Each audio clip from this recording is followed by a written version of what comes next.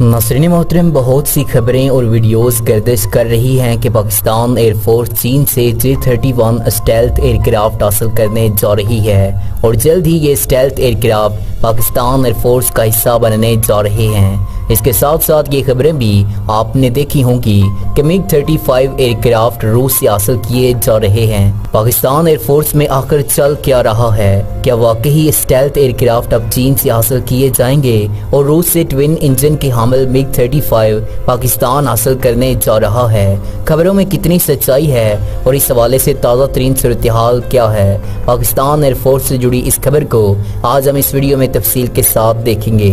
Pakistan air force में शामिल होने के हवाले से खबरें चूंकि दो फाइटर जेट्स के हवाले से हैं, जिनमें से एक चाइनीज J-31 स्टेल्थ एयरक्राफ्ट है और दूसरा रशियन MiG-35 है। इसलिए पहले J-31 को देखते हैं कि असल में मामला क्या है।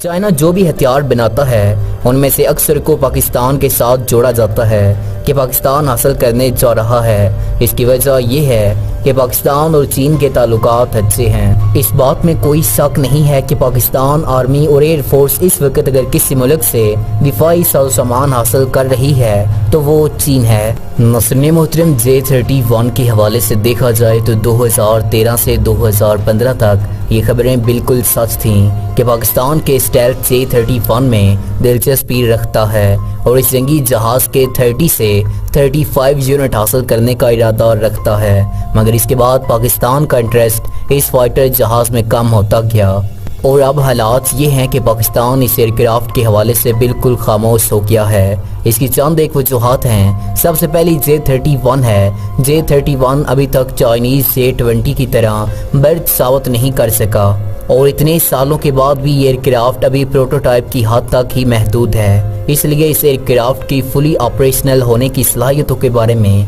कन्फर्म खबर कोई भी नहीं है और ये एयरक्राफ्ट अभी चाइनीज एयरफोर्स में भी नुमाया मकाम नहीं बना सका। इसलिए इस फाइटर जेट की कारकर्दगी पाकिस्तान एयरफोर्स को मुतासर नहीं कर पाई। यही वजह है कि पाकिस्तान एयरफोर्स मुकम्मल खामोश हो गई थी। दूसरी वजह थी भारत के स्टेल्थ प्रोग्राम से बाहर निकल जाना। आप जानते हैं कि भारत रूस के साथ मिलकर 5वीं नस्ल के लड़ाका तैयारे पर काम कर रहा था, मगर अब वो इस प्रोग्राम से अलहदा करके अगली नस्ल के लड़ाका तैयारे पर खुद काम करने जा रहा है। इसलिए पाकिस्तान को जब लगता था कि भारत जल्द ही रूस से स्टेल्थ एयरक्राफ्ट हासिल कर लेगा तो पाकिस्तान भी उस वक्त J-31 में दिलचस्पी रखता था, क्योंकि उस वक्त फौरी तौर पर एक ही एयरक्राफ्ट था जो पाकिस्तान एयरफोर्स हासिल कर सकती थी।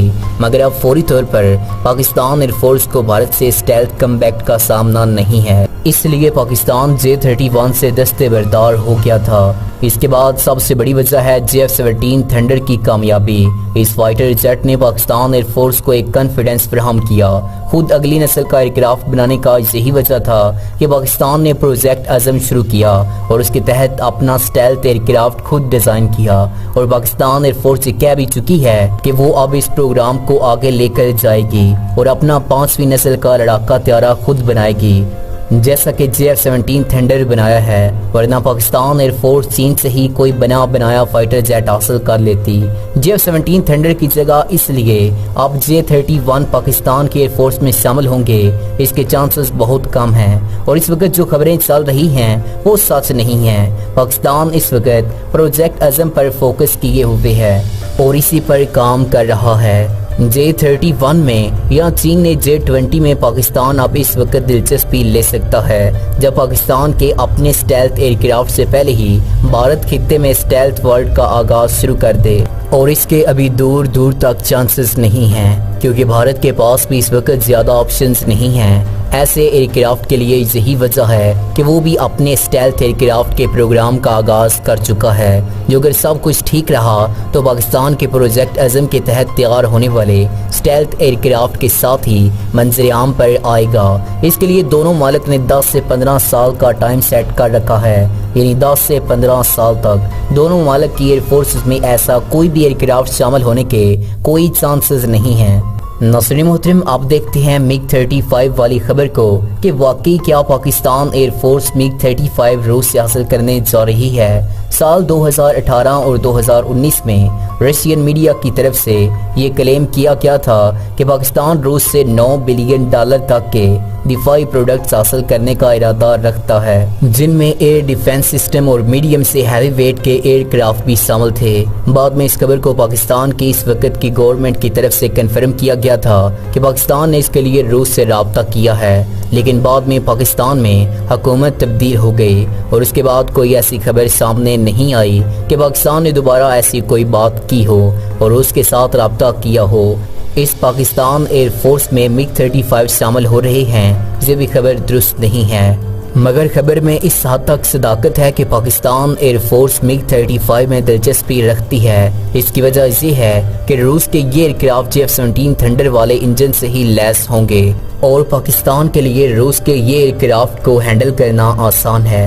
ये एयरक्राफ्ट RT-33 इंजन से लैस हैं जो कि विक्ट्री नोजल के हामिल हैं, इसलिए बाद में हो सकता है कि F-17 थंडर के लिए भी विक्ट्री नोजल इंजन इस्तेमाल किए जाएं। दूसरा ये कि ये aircraft K-77 air to air missile और SR रडार से भी लैस होंगे। रूस के दूसरे एयरक्राफ्ट की निस्बत इन तैयारों की ऑपरेशनल कॉस्ट भी कम है। ये सब चीज़ें पाकिस्तान एयरफोर्स को रशियन एयरक्राफ्ट की तरफ खींच रही हैं, मगर 2018 के बाद इस हवाले से कोई भी खबर सामने नहीं आई। दोनों ममालिक की तरफ से मुकम्मल खामोशी है। J-31 की तरह पाकिस्तान एयरफोर्स मिग 35 से दस्तबरदार तो नहीं हुई, लेकिन ये फाइटर जेट फौरी तौर पर पाकिस्तान एयरफोर्स में भी शामिल नहीं हो रहे। ऐसी हाईटेक वेपनरी रूस के हासिल करने के लिए पाकिस्तान को बहुत सी दुश्वारियां दरपेश हैं, जिनमें से एक भारत के रूस के साथ ताल्लुकात हैं और पाकिस्तान और रूस का माजी भी। रूस को एतमाद में लेना होगा, जिसके लिए मौजूदा गवर्नमेंट कोई एक्टिव नज़र नहीं आ रही, या फिर पाकिस्तान एयरफोर्स की नज़र में मिग 35 का कोई मुतबादिल आ गया है। पाकिस्तान एयरफोर्स में J-31 हो या मिग 35, फिलहाल इस बात के कोई चांसेस नहीं हैं कि ये शामिल हो रहे हैं। नाज़रीन मोहतरम, अगर आपको हमारी वीडियो अच्छी लगी हो तो इस वीडियो को लाइक और हमारे चैनल को सब्सक्राइब करने के साथ साथ बेल के आइकन को दबा दें। अगली वीडियो तक हमें इजाज़त दीजिएगा। अल्लाह निगहबान।